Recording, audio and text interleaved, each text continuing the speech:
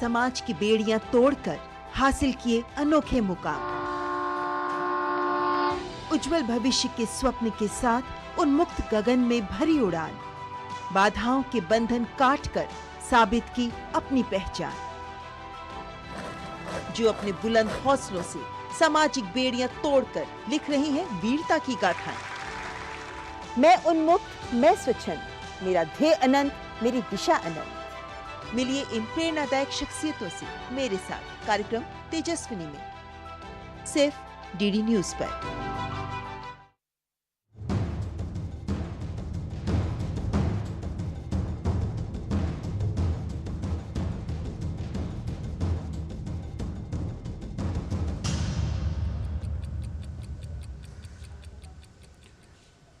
नमस्कार, बहुत बहुत स्वागत है आप सभी का डीडी न्यूज के इस खास कार्यक्रम इस वक्त में। मैं हूं निखिल सिंह और इस वक्त की बड़ी खबरों पर चर्चा और विश्लेषण लेकर हाजिर हैं। हम बात करेंगे कुछ ऐसी खबरों की जिस पर चर्चा जरूरी है और इस चर्चा में जुड़ेंगे अपने संवाददाताओं से और विशेषज्ञ मेहमानों से भी। बात करेंगे ज्ञानवापी मामले की, जिसमें मुस्लिम पक्ष की याचिकाओं को इलाहाबाद हाई कोर्ट ने खारिज कर दिया है। क्या रही है वजह, इस पर विस्तार से चर्चा करेंगे। इंडी गठबंधन की आज बैठक हो रही है, इसमें सारे दल कह रहे हैं कि हम साथ साथ हैं, लेकिन क्या वाकई ऐसा है? आखिर इसके पीछे का एजेंडा क्या है? इस पर विस्तार से चर्चा करेंगे अपने मेहमानों के साथ में।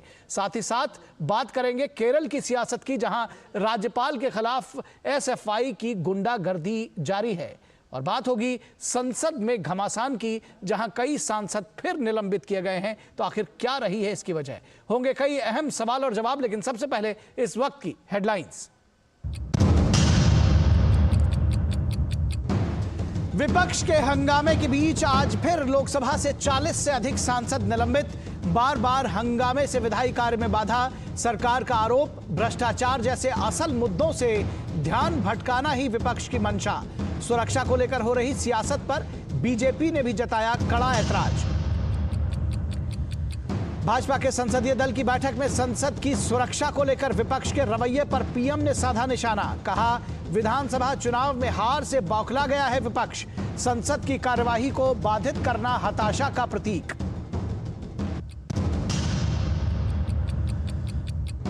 प्रधानमंत्री नरेंद्र मोदी आज वीडियो कॉन्फ्रेंसिंग के जरिए स्मार्ट इंडिया हैकाथॉन 2023 के ग्रैंड फिनाले के प्रतिभागियों से करेंगे संवाद। ग्रैंड फिनाले 19 से 23 दिसंबर तक होगा आयोजित। और नई दिल्ली में आज इंडी गठबंधन की चौथी बैठक। सीट बंटवारे और सांसदों के निलंबन समेत कई मुद्दों पर होगी चर्चा। गठबंधन में अगुवा बनने को लेकर जारी है मतभेद। और ज्ञानवापी मामले में इलाहाबाद हाई कोर्ट का बड़ा फैसला। कोर्ट ने मुस्लिम पक्ष की 5 याचिकाओं को किया खारिज। हिंदू पक्ष के 1991 में दर्ज कराए गए केस पर सुनाया गया फैसला। सर्वे को भी मंजूरी।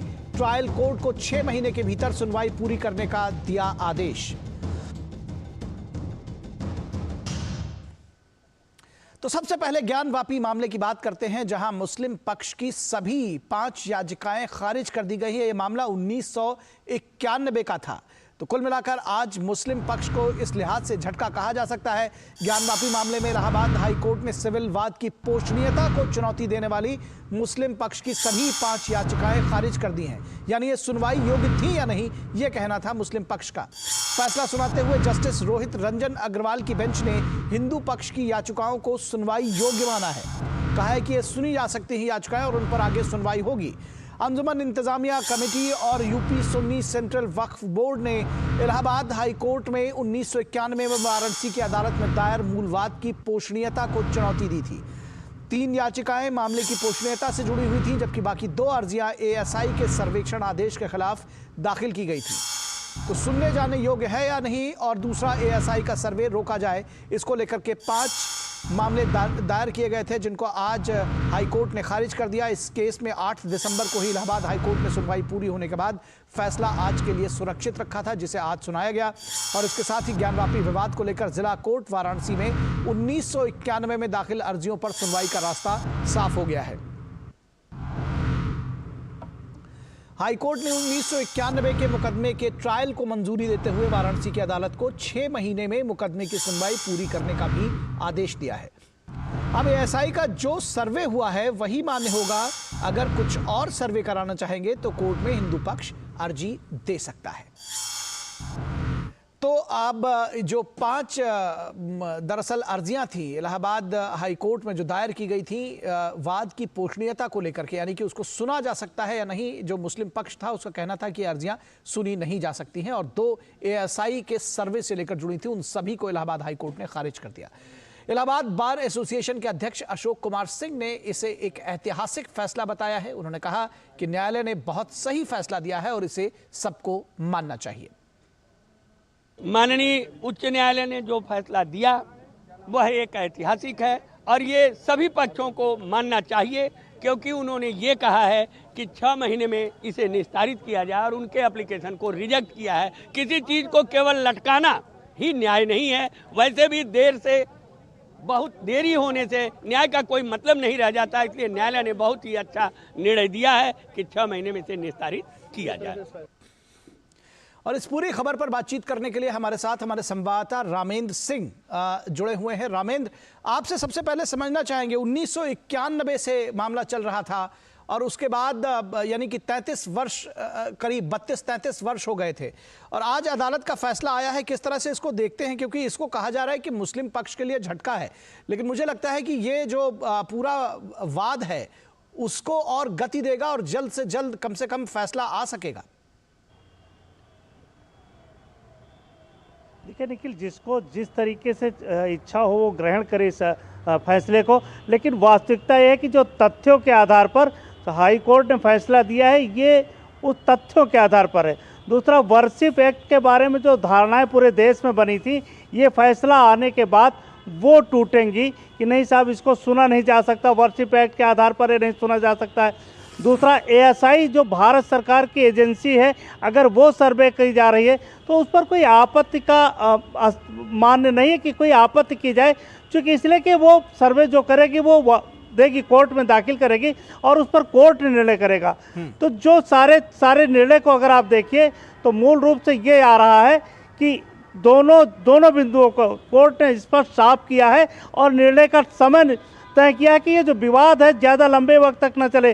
जब विवाद लंबे वक्त तक चलता है तो उसके दुष्परिणाम सामने आते हैं। तो जाहिर है कि 6 महीने में जब निर्णय पूरा हो जाएगा तो इसका जो विवाद है वो भी समाप्त हो जाएगा। निखिल जी, निश्चित तौर पर 2 बातें और अब जाननी है। एक तो जो अभी मौजूदा ज्ञानवापी मस्जिद को लेकर के मामले की सुनवाई हो रही है, उसके साथ में इस मामले को कैसे जोड़ना चाहिए, कैसे उस पर इसका असर पड़ेगा, और उसके साथ ही साथ दूसरा ये भी समझना चाहेंगे कि जो मुस्लिम पक्ष गया था इस वाद में, उसकी क्या मांगें थी और क्या कुछ अदालत का कहना था।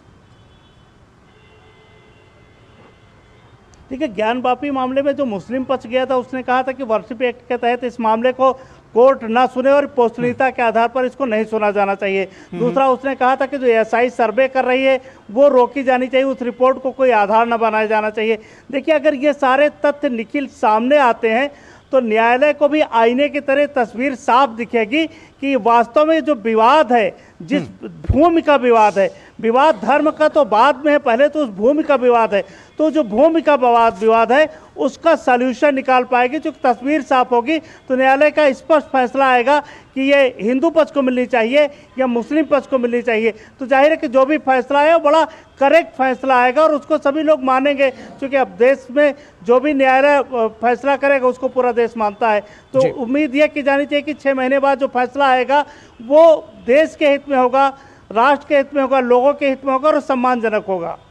चलिए, बहुत शुक्रिया इस तमाम बातचीत और जानकारी के लिए रामेंद्र, आपने ये जानकारी दी। फिलहाल बहुत शुक्रिया, और यहाँ रुकेंगे एक छोटे से ब्रेक के लिए। ब्रेक के बाद जब वापस लौट कर आएंगे तो बात करेंगे इंडी गठबंधन की बैठक की, जिसमें सभी दल ये दावा कर रहे हैं कि हम साथ साथ हैं।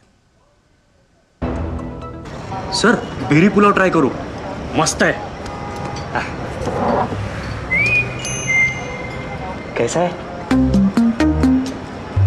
अरे उसको काहे को घूरता है, टिप्स इग्नोर करने का, अपना दिमाग लगाकर ऑर्डर देने का। मार्केट का स्टॉक टिप्स बहुत लोग देता है, डेंजरस हो सकता है। कंपनी और रिस्क पूरा समझने का, फिर इन्वेस्ट करने का। सोच कर समझ कर इन्वेस्ट कर। स्वागत है आपका ब्रेक के बाद और बात करेंगे विपक्ष के गठबंधन की सियासत की, यानी कि जिसको वो कहते हैं INDIA गठबंधन की बैठक है और हम साथ साथ हैं ये दावा कर रहा है विपक्ष, लेकिन कई बार इस दावे से इतर कुछ बातें सामने आती हैं, तो ये जानना ज़रूरी हो जाता है कि क्या विपक्ष सचमुच साथ साथ है या तमाम जो मुद्दे हैं उन पर अभी भी अलग थलग है। इंडी गठबंधन की चौथी मीटिंग आज दिल्ली के अशोका होटल में हो रही है। 3 महीने बाद इस मीटिंग में चट्टानी एकता पर विशेष बल दिया गया है। बैठक में छोटे बड़े 27 दलों को न्योता दिया गया है। ममता बनर्जी, लालू प्रसाद, नीतीश कुमार, अखिलेश यादव और स्टालिन सहित कई बड़े नेता दिल्ली पहुंच चुके हैं। संसद की सुरक्षा को लेकर विपक्ष का हंगामा जारी है। गठबंधन की मीटिंग से पहले विपक्ष आक्रामक तेवर अपनाए हुए है। सुरक्षा को लेकर हो रही सियासत पर बीजेपी ने भी ऐतराज जताया है और आज संसदीय दल की मीटिंग में प्रधानमंत्री मोदी ने कहा कि विपक्ष के सांसदों का व्यवहार दुखी करने वाला है। ऐसा लगता है कि सुरक्षा में सेंध लगाने वालों को विपक्ष सहयोग दे रहा है। मिशन 2024 को लेकर गठबंधन में सीट शेयरिंग को लेकर फॉर्मूला आज तय होना है। लालू प्रसाद यादव का कहना है कि हम हर हाल में वोट के बंटवारों को रोकेंगे। लेकिन वोट के बंटवारे को रोकने की बात करते हैं, लेकिन सबसे बड़ा सवाल यह है कि वोट किसके नाम पर पड़ेंगे। जेडीयू का मानना है कि गठबंधन में नीतीश बेदाग चेहरा है, उनको आगे करके चुनाव लड़ा जा सकता है। ममता बनर्जी की पार्टी टीएमसी उन्हें ही सबसे अनुभवी नेता मानती है। वो कहती दीदी सबसे अनुभवी नेता है और टीएमसी ममता को गठबंधन का चेहरा बनाने के पक्ष में है। वहीं उद्धव ठाकरे गुट वाले शिवसेना की मांग है कि इंडिया गठबंधन के रथ में 28 घोड़े हैं लेकिन सारथी नहीं है, बिना सारथी के रथ आगे कैसे बढ़ेगा। अखिलेश यादव की पार्टी समाजवादी पार्टी अपने नेता को सबसे योग्य उम्मीदवार मानती है क्योंकि 80 में से 80 सीटें जिताने का दावा केवल वही कर सकते हैं। पंजाब के दौरे पर केजरीवाल ने साफ कर दिया था कि पंजाब के लोग सभी 13 सीटों पर आम आदमी पार्टी के उम्मीदवार चाहते हैं। यही सवाल सपा, आरजेडी, जेडीयू और टीएमसी का भी है। सीट शेयरिंग का फॉर्मूला क्या हो, यह सबसे बड़ी चुनौती है।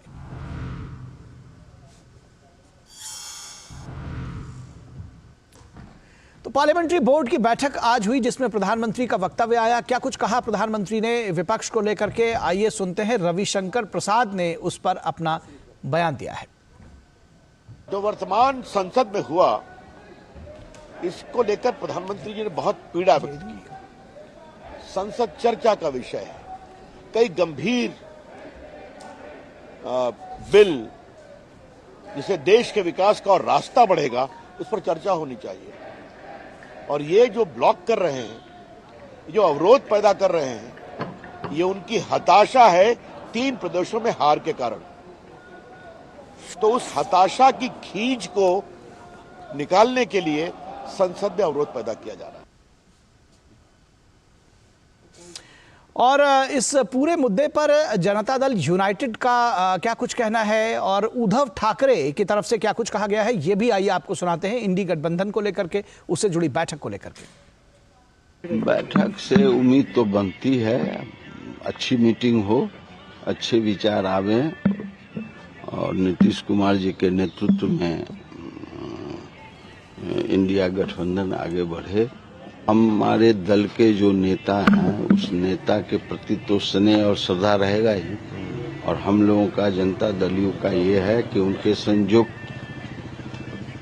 नेतृत्व में संयोजक बनाया जाए। अब तो चुनाव के बाद संयोजक बनाया जाए और इनके फेस को आगे बढ़ाया जाए। अब दिसंबर तो आधा चला गया, आने वाले साल में चुनाव तो होने जा रहे हैं अप्रैल और मई में। तो अब समय आया है कि सारे लोगों ने मिलकर जो बातें आज तक शायद बाकी रही हैं, जैसे कि मैंने कहा कि कोऑर्डिनेटर होता है, एक समन्वयक होता है, निमंत्रक कहते हैं, जरूरी नहीं कि वही चेहरा कल जाके नेतृत्व करेगा।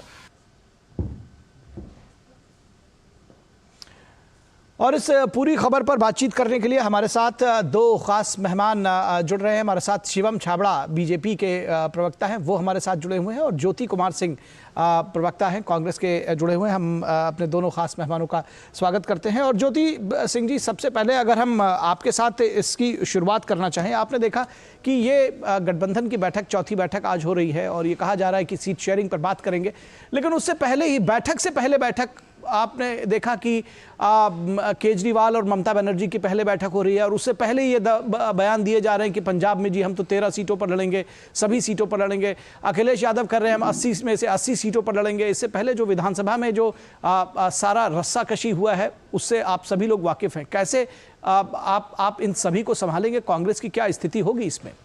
बहुत स्वाभाविक है, इसमें तो कोई बड़ी बात तो नहीं है। इतनी पार्टियां, इतनी सशक्त पार्टियां, प्रबल पार्टियां अपने राज्यों में, पॉपुलर पार्टियां, सरकार, बहुत सी पार्टियां सरकार में हैं जो अपने अपने स्टेट्स में, और तो चूंकि सब लोग एक ही साथ मिलेंगे हर सुबह भी शाम भी, ऐसा तो नहीं है। तो जिनका टाइम मिल रहा है वो बात कर रहे हैं, किन बात पर करना है, किन मुद्दों पर बात करना है। इस तानाशाही रवैये जो प्रधानमंत्री का है और इस एनडीए सरकार की है, उससे कैसे देश को मुक्ति दिलाना है, तो बहुत ये कोई आसान बात तो है नहीं। जब संविधान खतरे में है और इस तरह से पार्लियामेंट में लोगों को निलंबित कर दिया जा रहा है, जिस तरह की बातें, तो ये कोई छोटी बात तो नहीं है। तो चर्चाओं का तो दौर चलता रहेगा। और जो लेकिन एक मीटिंग, ज्योति जी, जो दरअसल सवाल था कि मीटिंग से पहले मीटिंगें हो रही हैं, तो उसके राजनीति में निहितार्थ तो निकाले जाएंगे ना? तो ऑब्वियस है ना। तो जब हमें इतने बड़े बड़े मुद्दे हैं, तो जिनको जहां जहां समय मिल रहा है, लोग मिल रहे हैं, बात कर रहे हैं, और उन बातों को, किन मुद्दों को रखना है, उन मुद्दों के लिए तो लोग छोटी मोटी मीटिंग, बड़ी मीटिंग, इस तरह से तो होते रहेंगे। इसमें तो क्या प्रॉब्लम है? इसमें तो कोई दिक्कत ही नहीं है। अच्छा, यानी कि आपको लगता है कि अगर इससे आपकी जो एकता है, जो फाइनली एकता जो है, क्योंकि जो बयानबाजी हो रही है कि यूपी में आएंगे तो देख लेंगे 80 में से 80 सीट हम लड़ेंगे, 13 में से 13 हम लड़ेंगे, और उससे पहले ये जो मीटिंग से पहले मीटिंग हो रही है, ये इससे एकता पर कोई फर्क नहीं पड़ेगा और आपको लगता है कि कांग्रेस सब मैनेज कर लेगी? नहीं, मैनेज करने का यहाँ सवाल नहीं है। सवाल यहाँ मुद्दे इतने बड़े बड़े हैं इस देश में, जहाँ इतने संवैधानिक संकट आ गए हैं कि मुद्दे यही सबसे बड़े हैं। तो सबको यूनाइट होना ही पड़ेगा, और लोगों और सारे, और हम लोग जितनी पार्टियां हैं विपक्ष की, हम लोगों को विश्वास दिलाना ही पड़ेगा किसी भी हाल में कि हम एनडीए से बेहतर सरकार चला सकते हैं। हम तानाशाह नहीं हो सकते हैं, हम मोदी की तरह तानाशाह नहीं हो सकते हैं कि इतने मेंबर ऑफ पार्लियामेंट चुने गए को उनको निकाल बाहर कर देंगे। इस तरह की बातें नहीं होने देंगे। तो हमें तो बहुत से अभी काम करने हैं, और यूनिटी तो मुद्दों पर है, वो लोग मिलेंगे और छोटी बड़ी बहुत सी मीटिंग होगी। इस भारतीय जनता पार्टी को निकालना कोई आसान आपको समझ में आ रहा है? इतने तरह के प्रपंच कर रहे हैं ये लोग, सीबीईडी, जितनी सरकारी एजेंसियां हैं, विपक्षी नेताओं के घरों में भेज कर परेशान करके रखा, और अपने नेताओं के यहाँ एक नहीं भेजते हैं। सारे जगह सरकार चल रही है, जहां जहां जो भ्रष्ट है उनको अपने अल्लाह के सबको प्योर कर दे रहे हैं, और दूसरे विपक्षियों के यहाँ परेशान कर रहे हैं। बहुत कम रहता है, इसलिए हम चाहते हैं बड़े पॉइंटेड जवाब आए। तो इस पर जवाब जरूर लेंगे शिवम छाबड़ा का, लेकिन यहां रुकेंगे एक छोटे से ब्रेक के लिए। थोड़ा सा धैर्य रखिए, ब्रेक के बाद जल्दी हाजिर होंगे और इस चर्चा को आगे बढ़ाएंगे। पता है इन्वेस्टर्स के लिए एक इन्वेस्टर प्रोटेक्शन फंड होता है, IPF। लेकिन अगर तुम्हारा ट्रेड एक्सचेंज पर एग्जीक्यूट नहीं हुआ या फिर कोई गारंटीड रिटर्न्स वाली स्कीम है, तो ये IPF आपकी मदद नहीं कर सकता है। और अगर आपका ब्रोकर ही डिफॉल्टर बन जाए तो फिर IPF आपको कॉम्पेंसेशन दिला सकता है। कहां से सीखा? NSE की साइट पर। सोच कर, समझ कर, इन्वेस्ट कर। नमस्कार, मैं हूं कैलाश खेर और हम लेकर आ रहे हैं भारत के इतिहास का सबसे बड़ा सिंगिंग रियलिटी शो, जहां अवसर मिलेगा ऐसी प्रतिभाओं को जिन्होंने विलुप्त होती हुई हमारी संस्कृति को आज तक अपने दम पर बचा कर रखा है। जी हां, हम बात कर रहे हैं हमारे फोक म्यूजिक यानी लोक संगीत की। यदि आप हैं फोक सिंगर, लोक गायक और चाहते हैं कि पूरा भारत का दिल आप जीत लें मंच पर आकर, तो दिए गए नंबर पर संपर्क करें। ये ऑडिशंस बिल्कुल मुफ्त है। याद रहे, ये मौका है अपने राज्य को आगे लाने का, ये मौका है इतिहास बनाने का।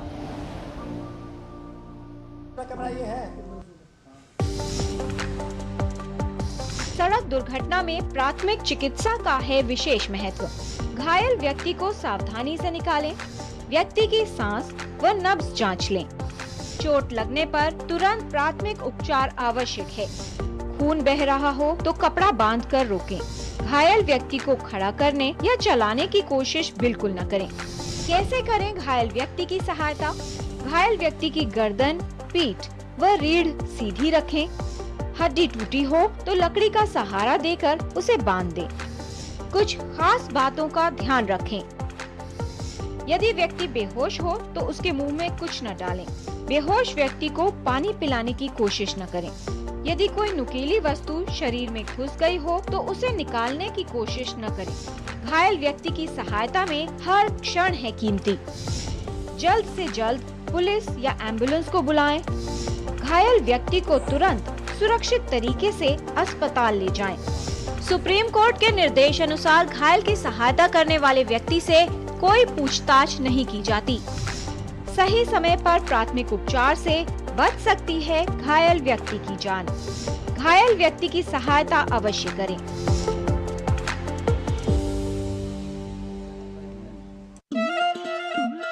दूरदर्शन लेकर आ रहा है भारत का पहला फोक सिंगिंग रियलिटी शो, जिसका नाम है भारत का।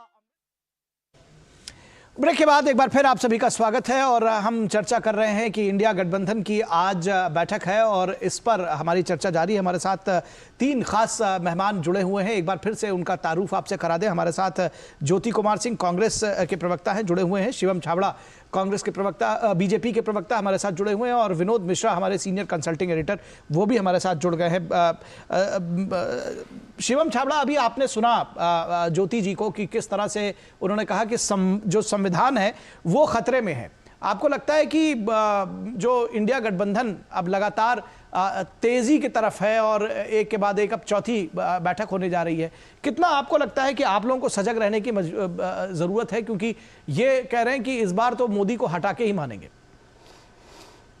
देश को इमरजेंसी के काल कोठरी में धकेलने वाली पार्टी कांग्रेस पार्टी जब संविधान खतरे की दुहाई देती है तो ये बड़ा अजीब सा एक कॉम्बिनेशन लगता है। मुझे लगता है कि कांग्रेस पार्टी और विपक्ष के पास में सही मायने में एजेंडा नहीं है, इशू नहीं है, ऑब्जेक्टिव नहीं है कि वो प्रधानमंत्री मोदी जी के नेतृत्व को काउंटर कर सकते हैं। देखिए, एक बात समझने की, ये जो लगातार घमंडी अलायंस की अपन चर्चा कर रहे हैं, उनकी बैठकों की हम चर्चा कर रहे हैं, सच्चाई ये है कि इनके पास घमंडी अलायंस का कोई एजेंडा ही नहीं। इनका केवल एकमात्र एजेंडा है, वो है एंटी मोदी, मोदी का विरोध इनका एजेंडा है। और कहीं ना कहीं हमको समझना चाहिए कि आज नए भारत की जो एस्पिरेशंस है, जो उनकी उम्मीदें हैं, जो उनकी सोच है, उसके विकास की जो चिंता है, अगर वो कोई पार्टी कोई दल कर सकता है तो वो भारतीय जनता पार्टी है। प्रधानमंत्री मोदी जी के नेतृत्व में हम नए भारत का निर्माण कर रहे हैं। इसमें कहीं कोई किसी व्यक्ति को कोई द्वेष नहीं रहना चाहिए। और मैं फिर कह रहा हूँ, कहीं ना कहीं जो तीनों प्रदेश के चुनाव हुए हैं, मध्य प्रदेश, राजस्थान और छत्तीसगढ़, ये तीनों के अंदर में ट्रेलर को दिखा दिया है। कहीं ना कहीं वहां की जनता ने एक बात दिखा दी कि साहब उनको मोदी जी की गारंटी पर पूर्ण विश्वास है। और कहीं ना कहीं इसी बात से बरगलाए हुए, दगलाए हुए और जिससे कह सकते हैं कांपते हुए, थरथर जिससे कह सकते हैं कि कांग्रेस पार्टी और विपक्ष जो है एकमुश्त होकर के इस प्रकार की बैठकें कर रहा है। लेकिन ये सही मायने में अन्यायपूर्ण है उनके अपने लिए, क्योंकि उनके पास ना ही कोई नेता है, ना ही कोई नेतृत्व है, ना ही कोई हम कह सकते हैं कोई ऐसी क्षमता है और कोई इशू ही नहीं है। सबसे बड़ी बात है कि कोई सोच ही नहीं है। नए भारत के सम्मान के लिए, नए भारत के विकास के लिए उनके पास कोई एजेंडा ही नहीं। तो ऐसे नेगेटिव एजेंडा के साथ आप देश को नहीं बदला सकते। अच्छा, विनोद जी, आपने सुना दोनों ही लोगों को, आपको लगता है कि ये जो क्योंकि जो सवाल इसके पहले आया था कि बैठकों से पहले बैठकें हो रही हैं और ज्योति कुमार सिंह कह रहे हैं कि ये तो बड़ा स्वाभाविक है क्योंकि इतना बड़ा एजेंडा है इनके पास कि उससे पहले तमाम बैठकें करके जो मेन एजेंडा है वो सेट कर रहे हैं सब लोग, तो कोई बड़ी साइडलाइंस में बैठ के होना कोई बड़ी बात नहीं है। निखिल, सबसे बड़ी बात यह है कि मैंने दोनों प्रवक्ताओं का सुना, बीजेपी के प्रवक्ता को भी अभी सुन रहा था और अभी थोड़ी देर पहले हमारे ज्योति जी बैठे हुए हैं, उनका भी मैंने सुना है। देखिए, राजनीतिक पार्टी कोई भी हो, वो सन्यासी तो नहीं है, कम से कम वो सत्ता के लिए ही राजनीतिक पार्टी है। हर पार्टी की अपनी महत्वाकांक्षा है कि वो राजनीति के शिखर पे जाए और सत्ता पाएं। तो ये सत्ता पाने के लिए आप कह सकते हैं कि कांग्रेस पार्टी की जद्दोजहद के साथ साथ रीजनल पार्टियों की भी जद्दोजहद है, क्योंकि सबका एग्जिस्टेंस का सवाल है इस दौर में। लेकिन सवाल ये है कि हम कभी भी अपने नैरेटिव में जब जनता को और वोटर्स जो मतदाता है जो चुन के इन्हें भेजता है, अगर उसको इग्नोर कर रहे हैं अपने अपने नैरेटिव में, तो शायद आज के दौर में ये पॉसिबल है नहीं, क्योंकि ये सोशल मीडिया का दौर है और हर लोगों ने कम से कम इस चीज़ से वाकिफ़ है कि पॉलिटिकली डेवलपमेंट इंडिया में हो क्या रहा है। तो ये डेवलपमेंट इनका क्या है, ये बात लोगों को पता है कि पिछले साल इंडिया गठबंधन की जो इस उपगाहट शुरू हुई विपक्षी दलों को आपस में जोड़ने का, नीतीश कुमार के बिहार से ही ये इसकी शुरुआत हुई थी। ये पहुंचते पहुंचते मुंबई तक पहुंची और 3-3.5 महीने के बाद ये आज दिल्ली में इनकी बैठक हो रही है, ये चौथी बैठक है। तो सवाल तो इनको ये पूछा जाएगा कि कम से कम जनता के मन में ये जरूर सवाल होगा कि भाई 5 राज्यों के अभी चुनाव हुए, इसमें इंडिया गठबंधन कहाँ था? अभी इन चुनावों में जिस तरह से तू मैं करके सारे पॉलिटिकल पार्टी एक तरह से अपने अपने सीटों को लेके और अपने अपने चीज़ों को लेके मध्य प्रदेश से लेके राजस्थान और छत्तीसगढ़ में लड़ते दिख रहे थे, चाहे वो आम आदमी पार्टी के केजरीवाल हों या सपा के नेता अखिलेश यादव हों। तो ये एक अचानक दिल्ली अशोका होटल में आते ही हम साथ हैं, साथ हैं, इसका नारा कैसे बुलंद करेंगे? तो ये एक शक पैदा करता है। दूसरा सबसे इंपॉर्टेंट बात जो ज्योति जी कह रहे थे कि ज्योति जी सबसे आज जो सवाल है कि सामना ने लिखा, सामना का जो मुखपत्र है शिवसेना का, अगर शिवसेना उस मुखपत्र में मीटिंग के दिन ये बात बताते हुए अपना संपादकीय लिखता है कि भाई हमारे पास 28 घोड़े हैं, लेकिन इस घोड़े में अगर सारथी नहीं है तो ये रथ चलेगा कैसे? तो ये रथ कैसे चलेगा, इसके लिए अगर कोई समाधान इनको आज ढूंढना है तो ये अच्छी बात है कि ये सीट शेयरिंग के फॉर्मूले पर बात हो रही है। लेकिन इनके सामने में सबसे बड़ा जो यक्ष प्रश्न है कि इस सारथी कौन होगा जो सामना पूछ रहा है। क्या नीतीश कुमार होंगे इसके सारथी जो जेडीयू कह रहे हैं? क्या ममता बनर्जी इसकी सारथी होगी जो टीएमसी का दावा है? क्या इस तरह के और अखिलेश यादव को आपने मैनपुरी के सभा में देखा कि वहां के पार्टी के लोगों ने अखिलेश यादव का हमारा प्रधानमंत्री के सबसे प्रबल दावेदार का पोस्टर चिपका दिया था। तो इतने प्रधानमंत्री के जो दावेदार हैं उसके बीच में क्या कांग्रेस के प्रधानमंत्री के दावेदार राहुल गांधी का एक्सेप्टेंस लोगों के बीच में हो या ना हो, लेकिन इन पार्टियों को कम से कम वो एक्सेप्टेंस इनको मिलेगा? ये सवाल ज्योति जी के सामने में सबसे बड़ा सवाल जी। इसी सवाल पर आते हैं ज्योति जी आपके पास कि राहुल गांधी की एक्सेप्टेंस किस तरह से आपने देखा कि अभी जो 5 राज्यों के चुनाव हुए उसमें किस तरह से तू मैं और जूतम पैजार हुई, वो सारी चीजें बताने की आपको जरूरत नहीं किसने क्या कहा।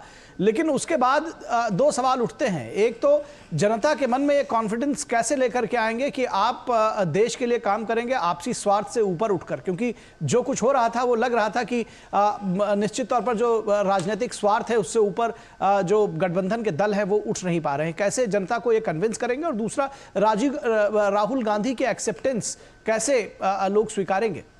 देखिए, आप विनोद जी भी जैसा बात कहा और आप भी जिस तरह की बात कह रहे हैं, पहली बात कि राहुल गांधी तो प्रधानमंत्री के लिए कभी उन्होंने दावेदारी की कोई बात की नहीं, न कांग्रेस पार्टी के शीर्ष नेता या अध्यक्ष कभी नहीं बोल रहे हैं कि राहुल गांधी हमारे प्रधानमंत्री, इस तरह की तो और कोई पार्टी नहीं बोल रही है। ये तो बेवजह आप लोग खुद से सोच रहे हैं और खुद से बोल रहे हैं। अगर कोई पार्टी का मुखिया नीतीश कुमार बोले कि मैं प्रधानमंत्री का दावेदार हूं, अखिलेश यादव जी बोले कि मैं प्रधानमंत्री के दावेदार हूं, ममता जी बोले, कोई और बोले तो मैं समझ, अरविंद जी बोले तो एक बात समझ में आती है। ये तो आप खुद से बात बोले, नंबर 1। नंबर टू जहां तक भारतीय जनता पार्टी के प्रवक्ता अभी बता रहे थे, इलेक्शन का संदर्भ ले रहे थे, विनोद जी भी बता रहे थे, तो मैं आपको बताता हूं कि कांग्रेस पार्टी तो इस 4 राज्यों में, 5 राज्यों में, 5 को भी छोड़िए, 4 चूंकि मेजर बड़ा राज्य था जिसमें कि 1 हम जीते हैं, और 4 राज्यों में हमें तो जनता ने नकारा नहीं है। जनता ने तो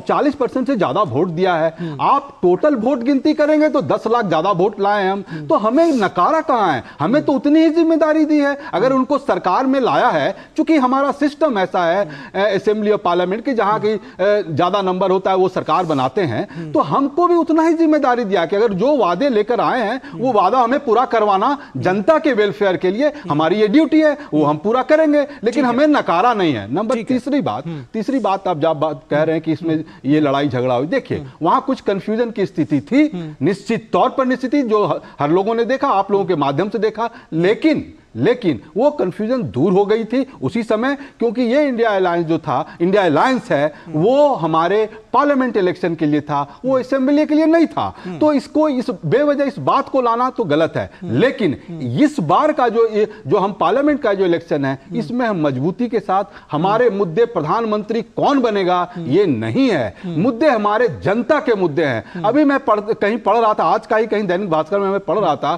कि पर व्यक्ति आय जो है 120 में पूरे वर्ल्ड में 127 पोजीशन है, 132 शायद ह्यूमन डेवलपमेंट सूचकांक में मैंने देखा, मैं देख कर बता रहा हूं। या बेरोजगारी का इन्हीं के रामेश्वर टेली या क्या नाम है उनका, MOS, जो पार्लियामेंट में बोले थे कि 6.7 से 10 पॉइंट कितना बेरोजगारी बढ़ गया, इन्हीं का आंकड़ा था, मतलब दिया हुआ CMI का आंकड़ा था जो इनके मंत्री पार्लियामेंट में दिए थे। तो कह रहे कि बेरोजगारी बढ़ रही है, सारी चीजें बढ़ रही है, आप केवल 95% ED CBI का यूटिलाइज करते हैं केवल विपक्ष के नेताओं, तो लोग सोचेंगे ना, सोचेंगे, लोग नहीं सोचेंगे। अगर इस वाले पॉइंट पे आप जाएंगे तो शिवम छाबड़ा फिर 2014 से पहले के आंकड़े लेकर आएंगे कि तब देश कहां था और अब कहां है, तो फिर दिक्कत होगी और फिर हम इसमें दिक्कत की क्या बात है, आप सरकार में आए तो कुछ बोल कर आए हैं। देखिए अब एक बात बताइए, जब सुई नहीं था तो आपके पास ये दूरदर्शन बना, जब देश आजाद हुई थी, तो आपके पास सुई नहीं था,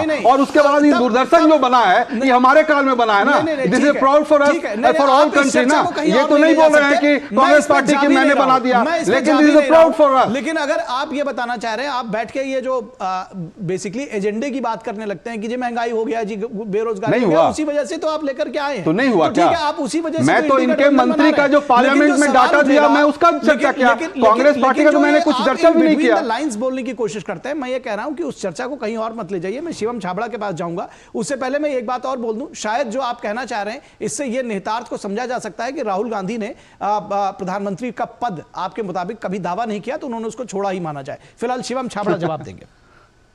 नहीं, मेरे को तो सिर्फ इसी बात, पहली बात मैं ज्योति जी को शायद पहले भी काउंट कर चुका है दूसरी बात, ये कैसा आर्ग्यूमेंट देते हैं कि साहब 4 प्रदेशों के अंदर में चुनावों का अगर अपन आकलन कर ले तो इनको 10 लाख वोट फालतू मिलेगा। अरे भाई, फेडरल स्ट्रक्चर के अंदर में ये कौन सा मापदंड है?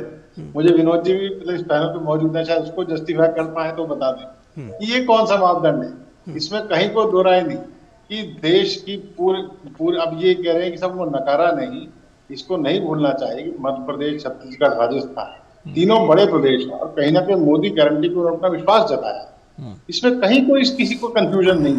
हाँ, कांग्रेस को जरूर है, वो कह रही 10 लाख वोट फालतू मिलेगा, चारों का अपन कंपाइलेशन एक साथ कर लेंगे तो 10 लाख वोट फालतू मिल गया। पता ये कौन सा तर्क है, भगवान जाने। खैर छोड़ दीजिए, मैं फिर कह रहा हूँ, क्या जाकर के पंजाब की जनता को आप बताएंगे?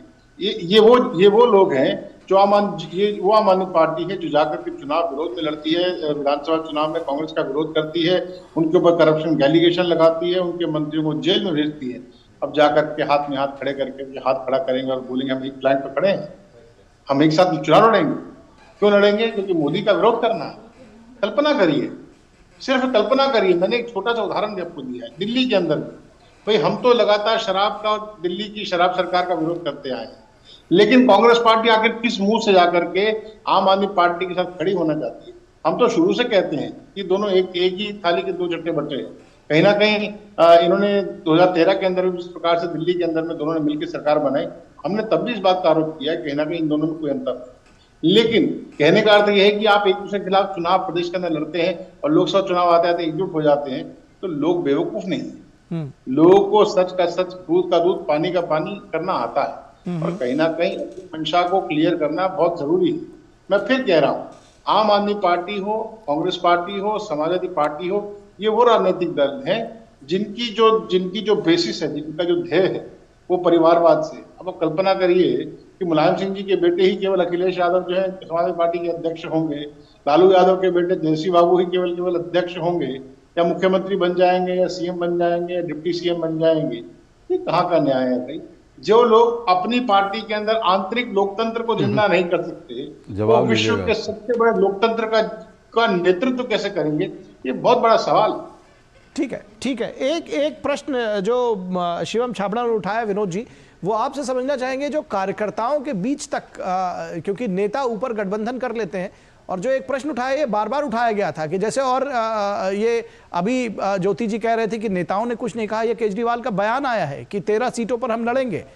वहाँ कार्यकर्ता कह रहे हैं कि 80 सीटों पर हम चुनाव लड़ेंगे उत्तर प्रदेश में। तो आप किस तरह से देखते हैं कि कई बार नेताओं के बीच तो अंडरस्टैंडिंग हो सकती है, वो अंडरस्टैंडिंग कार्यकर्ताओं के बीच नहीं दिखती?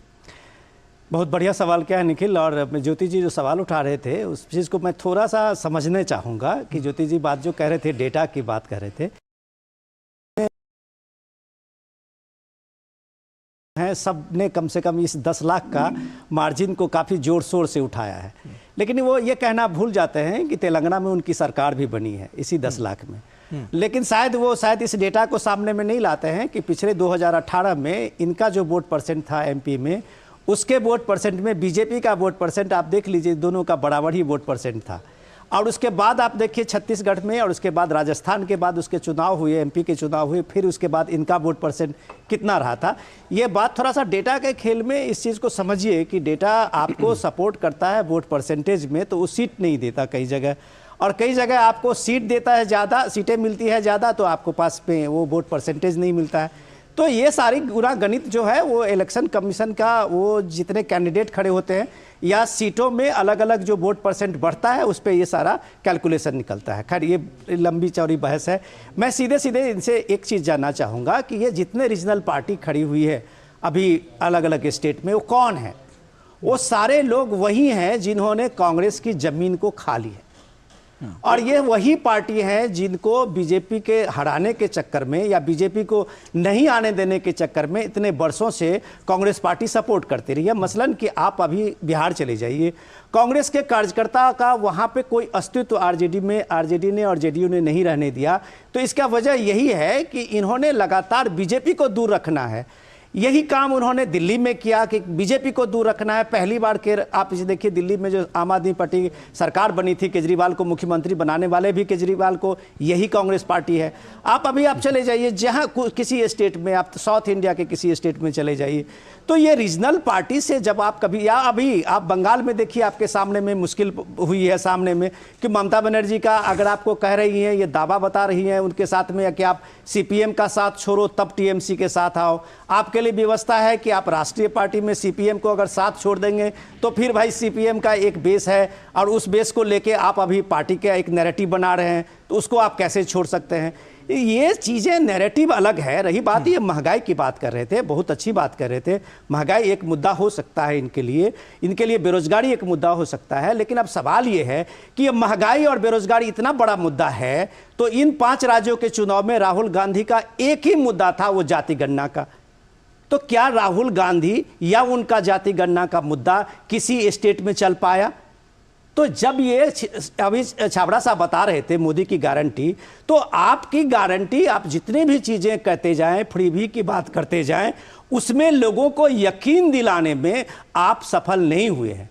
इसलिए सफल नहीं हुए हैं कि आप मुद्दे को अलग अलग पर्सपेक्ट में रखते हैं कि आपको लगता है ये नहीं तो ये चल जाएगा, ये नहीं तो ये चल जाएगा। तो आप जब तक इस बात को लेके कि मिशन 2024 के लिए आप आए हैं और आज दिसंबर बीतने को है, 2 महीने में क्या इंडिया गठबंधन इस देश के इस सारी सिचुएशन जो बना हुआ है, बीजेपी जैसे एक पार्टी से आपको लड़नी है, इन 12 स्टेट में जिसकी सरकार है, स्टेट में जिसमें 41 करोड़ से आप सोच लीजिए कि ज़्यादा जो वोटर्स हैं, ज़्यादा जो आबादी है, उसके बीच में बीजेपी खड़ी है।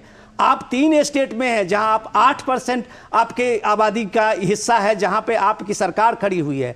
तो आप जब इन सारे सहयोग ले रहे हैं एक अरिथमेटिक बनाने के लिए कि हम गुना गणित करके हम बीजेपी के परसेंटेज को आगे अपने आगे कर सकते हैं, तो सवाल यह है कि उसमें आपकी जो गारंटी, मोदी की गारंटी बता रहे थे छाबड़ा साहब, उस गारंटी में आप क्या जनता में यकीन दिलाएंगे, और ये 2 महीना जो आप किस एजेंडे को सामने में लाएंगे, ये आपके लिए सबसे बड़ा चैलेंज है। और बाकी आप सारे मुद्दे अभी तक चला चुके हैं, जो आपको सारे अभी 5 राज्यों के चुनाव में लोगों ने आपको जवाब दे दिया है। ज्योति जी, इससे पहले कि आप विनोद जी ने जो सवाल उठाया उसका जवाब दें, मेरे जहन में एक बात बार बार आती है, जो एक प्रश्न विनोद जी ने उठाया कि वो सारे राज्य जहां पर आप जो दूसरे रीजनल पार्टीज हैं जिनके साथ आप गठबंधन करना चाहते हैं, उन सब वो लगभग सभी आप ही के वोट शेयर खा के बढ़े हुए हैं और कार्यकर्ताओं की आप फिर नहीं सुन रहे हैं।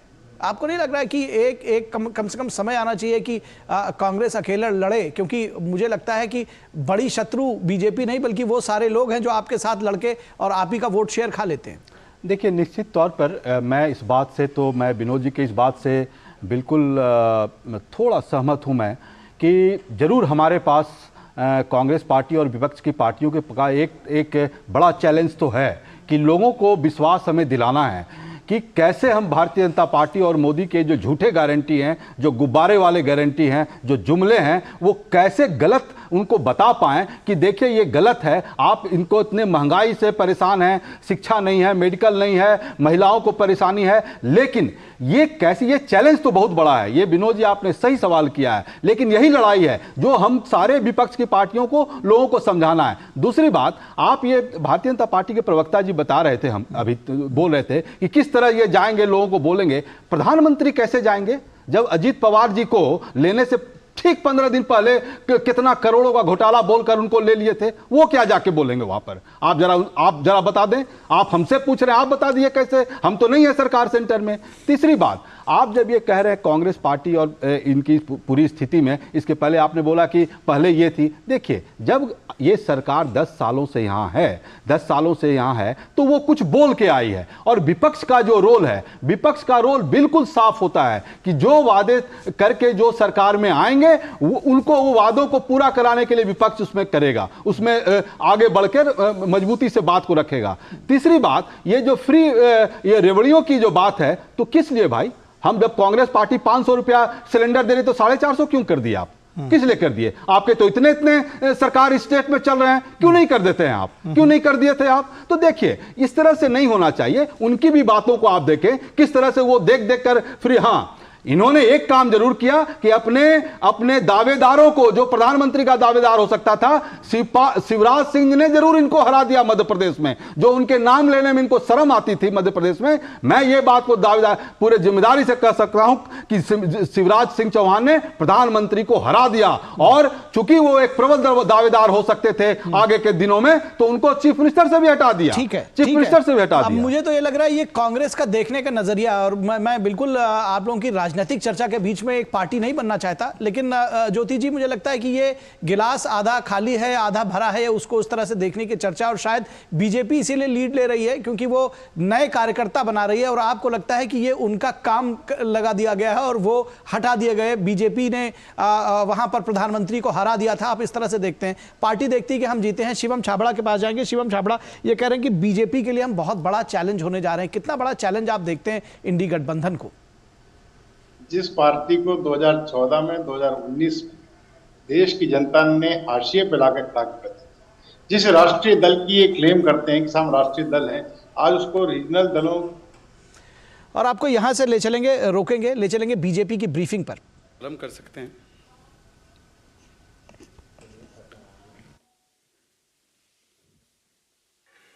मित्रों, अभी जो हाल ही में 5 राज्यों के चुनाव हुए, उसमें हमने देखा है कि किस प्रचंड तरीके से देश की जनता ने, इन राज्यों की जनता ने मोदी की गारंटी पर फिर से एक बार मुहर लगाई है।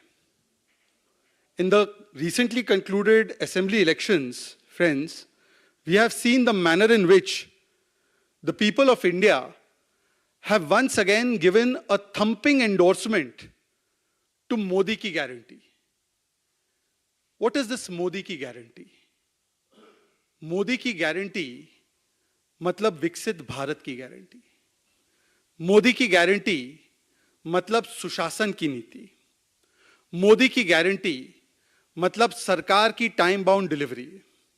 मोदी की गारंटी मतलब सामाजिक न्याय और गरीब कल्याण पर डिलीवरी।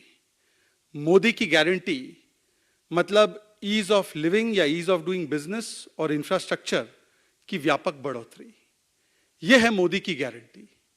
और इस मोदी की गारंटी में मूलतः अगर आप देखेंगे तो देश को आगे ले जाने के लिए, देश की जनता के लिए एक क्लियर कट मिशन और विशन है।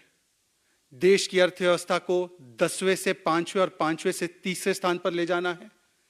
किस प्रकार से 13.5 करोड़ लोगों को गरीबी से बाहर निकालना है, किस प्रकार से 3.5 करोड़ गरीबों के आवास बनाने हैं, किस प्रकार से 12 करोड़ लोगों तक नल से जल पहुंचाना है, उज्ज्वला गैस सिलेंडर के योजना से गैस सिलेंडर पहुंचाना है। क्लियर कट मिशन और vision underlines what is Modi की गारंटी। एक तरफ तो मोदी की गारंटी में मिशन और विशन, और दूसरी तरफ हम देखते हैं ऐसी ऐसी तस्वीरें जो लोग एक दूसरे के साथ लगातार लड़ते आए हैं, आजकल वो हाथ में हाथ डाले दल से दल को मिला तो रहे हैं, परंतु दिल से दिल नहीं मिल पाते हैं।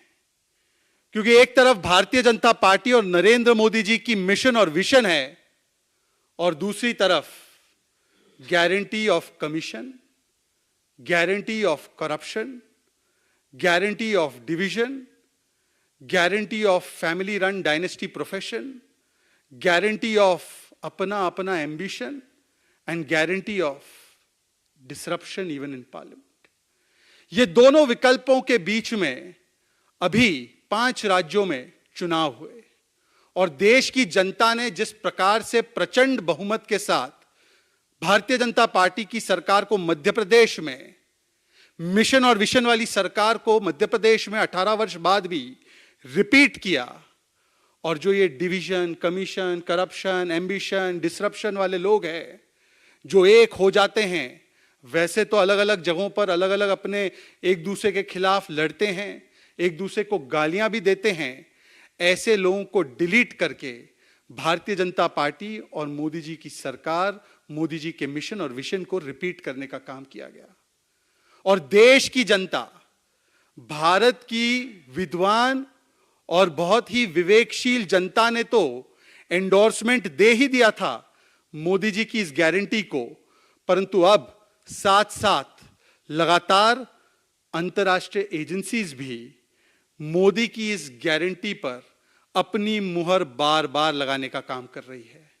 It is not just the people of India when they had a choice between mission and vision politics on one side, led by Modi ji's guarantee, opposed by those who come together only for corruption, commission, division, ambition and disruption.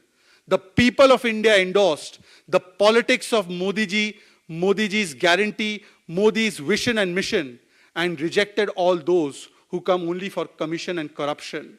And after the people of India have given us this endorsement, it is now even international agencies, international bodies, and world acclaimed economists that are now giving a thumbs up and an endorsement to Modi की guarantee.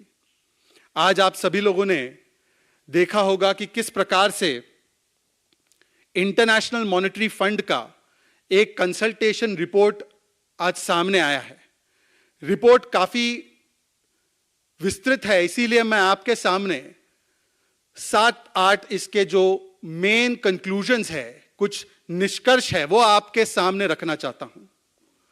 First conclusion from this very important international endorsement for Modi की guarantee and Modi ji's vision and mission for the Indian economy. ये report कहती है कि मजबूत व्यापक आर्थिक रणनीतियों के चलते 2023 में भारत सबसे तेजी से बढ़ने वाली प्रमुख अर्थव्यवस्थाओं में से एक के रूप में आज वो उभर कर आया है। It underscores India's status of one of the fastest growing major economies in 2023, buoyed by the macroeconomic strategies undertaken by a very capable Finance Minister Nirmala Sitharaman ji under the leadership of Prime Minister Modi. आपको याद होगा 2014 में जब ये commission, corruption, division, ambition वाले लोग थे, तो 2014 में जब इन्होंने सरकार छोड़ी थी तब अर्थव्यवस्था फ्रैजाइल 5 की श्रेणी में थी। हमारी अर्थव्यवस्था के बारे में बोलते थे लोग अंतर्राष्ट्रीय अखबारों में, एजेंसीज में, कि क्या भारतीय अर्थव्यवस्था टिक पाएगी। डूम्सडे प्रेडिक्शंस आया करते थे, हर रोज हेडलाइन नेगेटिविटी और नकारात्मकता से भरी होती थी। और आज जब हेडलाइन आती है भारत की अर्थव्यवस्था के बारे में, तो फ्रैजाइल 5 नहीं बल्कि भारत की अर्थव्यवस्था को फास्टेस्ट 5 के रूप में देखा जाता है। ये पिछले 9.5 वर्षों का मोदी की गारंटी का असर है। यही मोदी की गारंटी है जिस पर देश की जनता ने भी मुहर लगाई है और जिस पर IMF जैसी संस्थान भी आज मुहर लगा रही है। IMF की दूसरी कंक्लूजन रिपोर्ट की, The IMF lauds India as a standout star performer, estimating that it will contribute 16% to global growth. मित्रों, IMF की यह रिपोर्ट कहती है कि न केवल भारत सबसे तेजी से बढ़ने वाली अर्थव्यवस्था है, परंतु पूरे विश्व में इसका असर इस प्रकार से पड़ेगा कि पूरी विश्व में जो ग्रोथ होगी उसमें 16% का योगदान भारत की ओर से होगा। मतलब इंडियाज ग्रोथ, भारत की जो ग्रोथ है वो केवल भारतीयों के लिए नहीं बल्कि पूरे विश्व को संपन्न बनाने के लिए ये ग्रोथ है। इसका भी अंदेशा आज इस रिपोर्ट से दिखाई पड़ता है। कहां एक समय था कि दुनिया हमें ऐसी नजरों से देखा करती थी कि क्या भारत की अर्थव्यवस्था पूरी दुनिया की अर्थव्यवस्था को नीचे ले जाएगी, और आज जब रिपोर्ट प्रकाशित होती है तो रिपोर्ट में कहा जाता है कि भारत की ही वो अर्थव्यवस्था है, मोदी की ही वो गारंटी है जो केवल भारत को नहीं पूरे दुनिया के अर्थव्यवस्था को इस प्रकार की अस्थिरता से उभारने का काम करेगा। तीसरा निष्कर्ष, post pandemic recovery in India has been robust with the employment rates now exceeding pre-pandemic levels.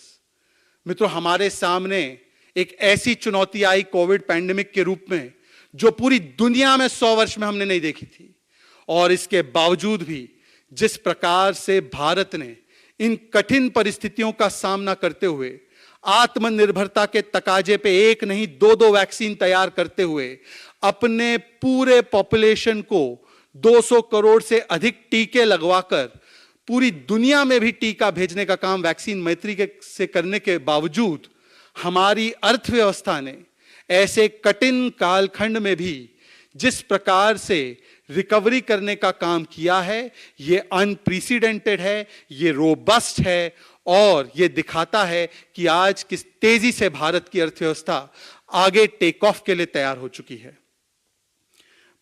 इसके आगे ये कंक्लूजन आता है IMF की इस रिपोर्ट से कि the economic resurgence post pandemic is pivotal to global growth, और वो ये रिपोर्ट ये भी कहती है कि जो 2023 में भारत के अंदर G20 की प्रेसिडेंसी आई, वो एक बहुत अहम सबूत है कि किस प्रकार से भारत पूरी दुनिया में नीतियों को बनाने के लिए, निर्धारित करने के लिए और देश और दुनिया को आगे बढ़ाने के लिए बहुत ही अहम किरदार निभा रहा है।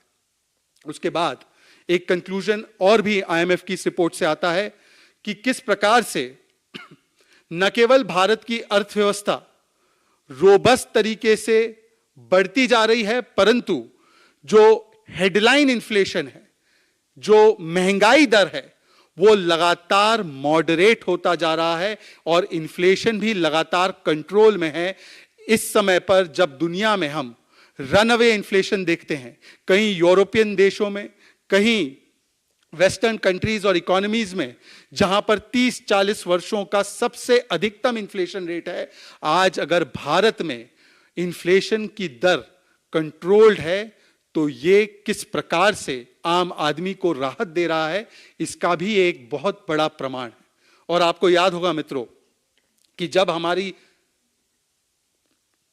यूपीए की सरकार थी, चलाने वाले तो अर्थशास्त्री थे, परंतु उस अर्थशास्त्री या मैं कहूं अनर्थशास्त्री सरकार के तहत एवरेज इन्फ्लेशन रेट 8.5% से ऊपर रहा करता था, और 2012 के कालखंड के बाद लगातार इन्फ्लेशन रेट जो था वो डबल डिजिट में रहा, 10% के ऊपर रहा।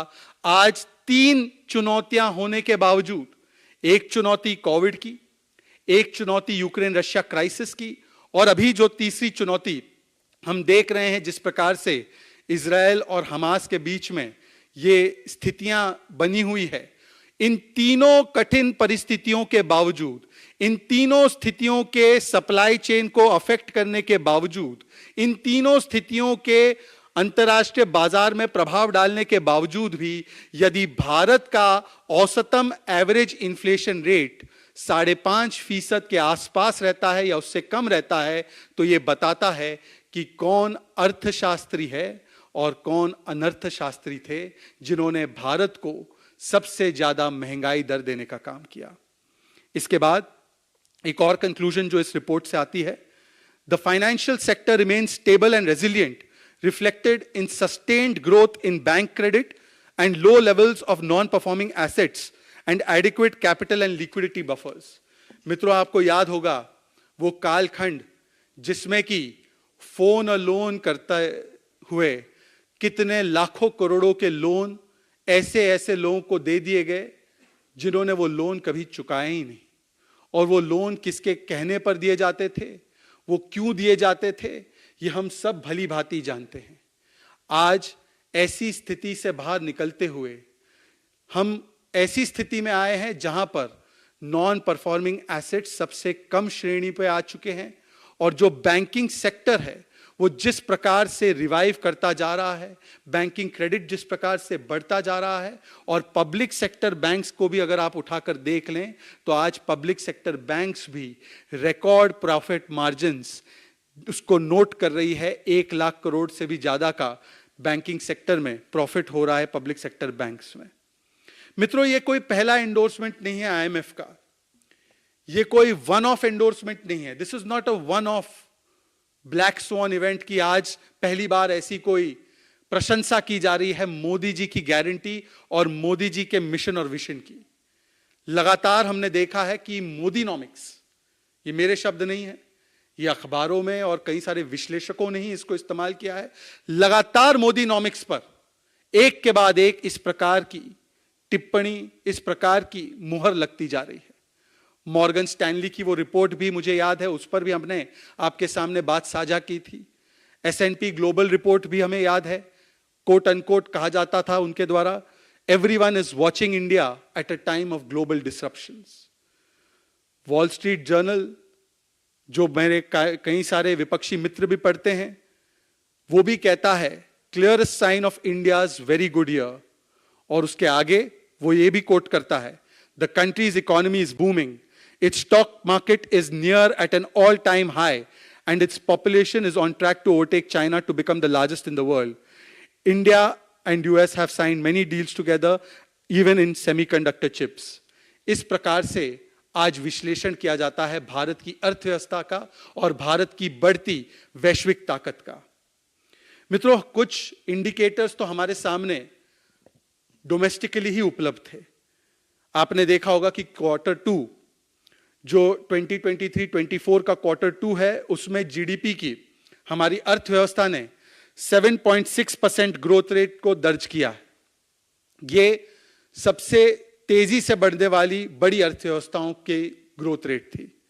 मैन्युफैक्चरिंग सेक्टर जो लगभग 13.9% से Q2 FY 2023-24 में बढ़ी, और इसका सीधा मतलब यह है कि जो मेक इन इंडिया से लेकर PLI स्कीम्स शुरू किए गए थे, उसका असर किस प्रकार से हमारे मैन्युफैक्चरिंग सेक्टर पर पड़ रहा है।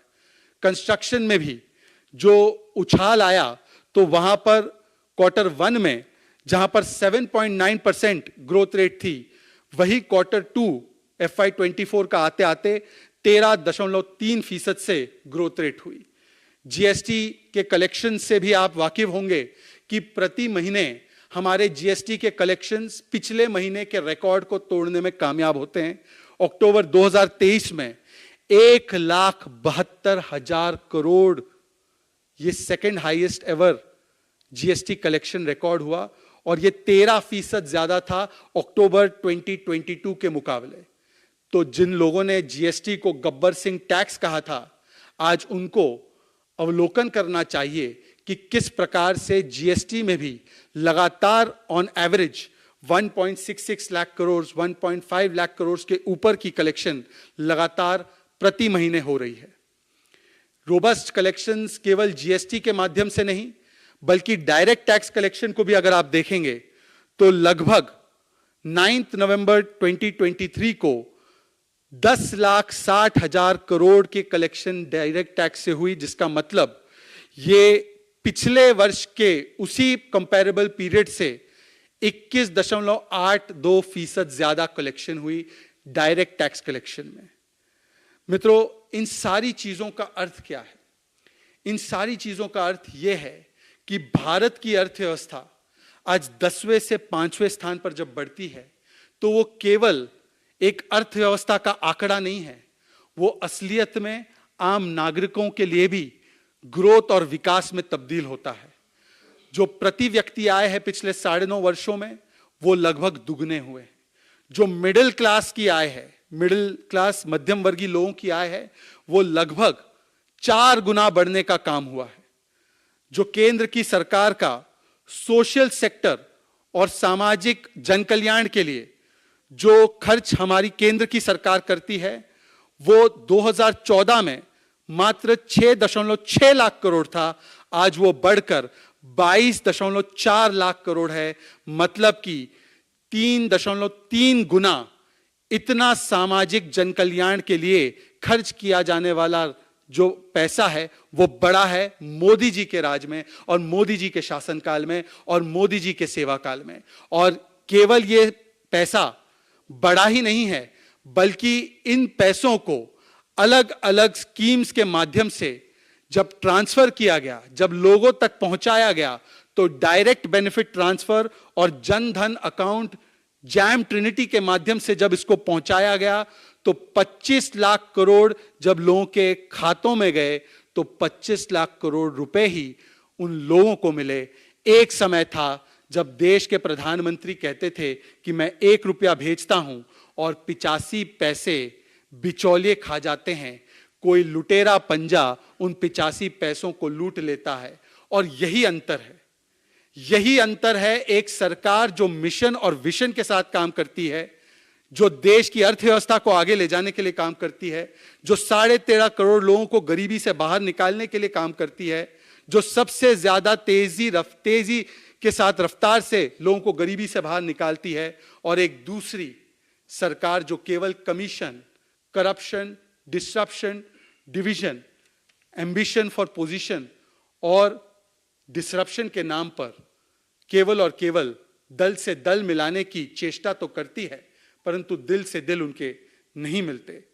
मैं इस विषय पर अपनी टिप्पणियों को यहीं पर समाप्त करूंगा। अन्य विषयों पर जो भी आपके सवाल होंगे या आपको इस विषय से जुड़े हुए कोई और सवाल पूछने होंगे तो मैं आपका स्वागत करता हूं। तो आप देख रहे कॉन्फ्रेंस, शहजाद पूनावाला बीजेपी के प्रवक्ता, वो तमाम आंकड़ों के साथ में उन्होंने बीजेपी की बात रखी कि किस तरह से देश प्रधानमंत्री नरेंद्र मोदी के अगुवाई में लगातार आगे जा रहा है। और अब वापस लौटते हैं अपनी चर्चा की तरफ और बात करेंगे। अच्छा है, लोकतंत्र में तो सभी को अधिकार है। ऑडियो जो है वो लीक हो रहा है। मैं अपने 40 वर्षों से पैनल से रिक्वेस्ट करूंगा अपने साथियों से जी। तो मैं वापस अपनी चर्चा पर लौटते हैं जहां पर हम बात कर रहे थे कि इंडिया गठबंधन की आज बैठक है और ख़ास मेहमान हमारे साथ जुड़े हुए हैं, ज्योति कुमार सिंह कांग्रेस से और शिवम छाबड़ा, विनोद मिश्रा जुड़े हुए हैं।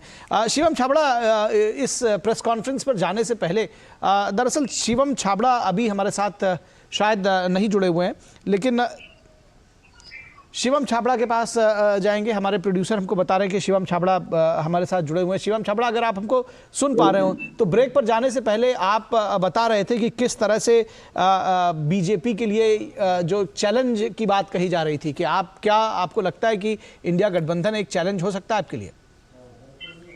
देखिए, मैंने पहले भी कहा कि एक राष्ट्रीय दल जो अपने आप को क्लेम करता है कि साहब आज़ादी के बाद से, आज़ादी से लेकर के अब तक एक ऐसा राजनीतिक दल, एक जो राजनीतिक राष्ट्रीय राजनीतिक दल, आज उसको कहीं ना कहीं स्थानीय दलों के सहारे की आवश्यकता पड़े। तो आप समझ सकते हैं, आप इस बात का आकलन खुद ही कर सकते हैं कि आज किस प्रकार से जनता ने उनके इश्यूज को, उनके एजेंडा को, उनके जो विषय लगातार जनता के बीच में उठाते रहे होंगे उसको कहीं ना कहीं नकार दिया। और मैंने फिर कहा कि जो प्रधानमंत्री जी ने पहले विषय कहा था, कहीं ना कहीं परिवारवाद और तुष्टिकरण की राजनीति और साथ साथ करप्शन, ये तीनों एक ऐसे विषय हैं जिससे जनता कहीं ना कहीं एक रेफरेंडम चाहती है। आप इंडिया अलायंस के जितने भी दल देख लें, अभी विनोद जी भी इस बात की चर्चा कर रहे हैं, मैं फिर कह रहा हूँ, आप नीतीश कुमार की चर्चा करें, मुझे इस बात का आप जवाब दे दीजिए।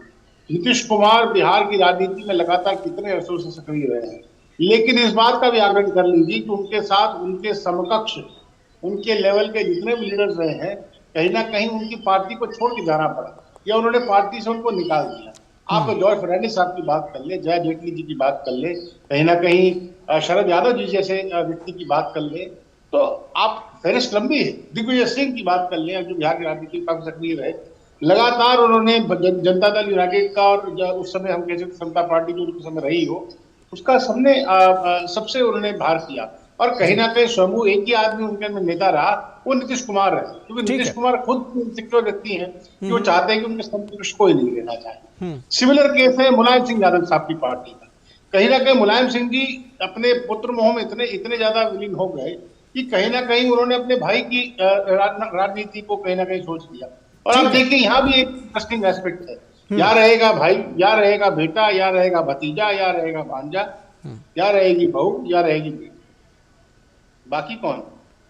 आप जवाब दे दीजिए। टीएमसी की स्थिति देख लीजिए, आज टीएमसी के अंदर में भी ममता बनर्जी जी की अगर छोड़ दें, अभिषेक बनर्जी जिस प्रकार से अपनी पार्टी के अंदर में इतना अथॉरिटेटिव तौर पे उस पार्टी को चलाते हैं, ये रिफ्लेक्टिव है और ये ग्लोबल फिनोमेनन है। मुझे लगता है शिवसेना के अंदर में भी अगर आप ठीक है, आपको पॉइंट आ गया। इसी तरह से तमाम और दल हैं। जी जी, महाराष्ट्र की राजनीति के अंदर में शिवसेना पार्टी का जो पतन हुआ है, कहीं ना कहीं इस बात पे हुआ है कि पुत्र मोह में उद्धव ठाकरे ने अपने आप को ताक पे रख दिया। ठीक है, इस तरह का दरअसल ये आप साउथ तक जा सकते हैं, स्टालिन तक और नीचे और दूसरी जगहों पर भी बात करेंगे। आपको पॉइंट आ गया। शिवम छाबड़ा जी, ज्योति जी आपके पास आएंगे। और जिस तरह से परिवारवाद की बात कही, परिवारवाद तो एक निश्चित तौर पर इशू है ही है। ये समझना चाहेंगे कि जब कार्यकर्ताओं तक जो उनकी आशाएं आकांक्षाएं हैं, उत्तर प्रदेश से लेकर दिल्ली तक, दिल्ली से लेकर पंजाब तक, कैसे आप कार्यकर्ताओं को संतुष्ट करेंगे? आम आदमी पार्टी, समाजवादी पार्टी, ममता बनर्जी किसके साथ खड़े होंगे?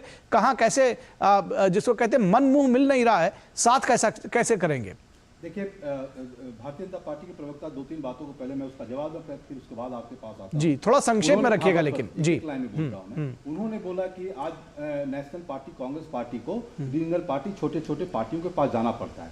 जब हमने पटना में लाइन जून में किया था, शायद 21 या 23 जून को किया था मीटिंग, वो जब मैं मीटिंग किया उसके बाद दूसरे जगह आए, बेंगलोर भी आए, फिर महाराष्ट्र बॉम्बे भी गए। जब हम करते रहे, तब एनडीए क्या दिखाती रही लोगों को? यही दिखाती रही ना कि अगर आपके पास इतना है तो मेरे पास इतना है। क्यों भाई, अब ये क्या बोल रहे हैं आप?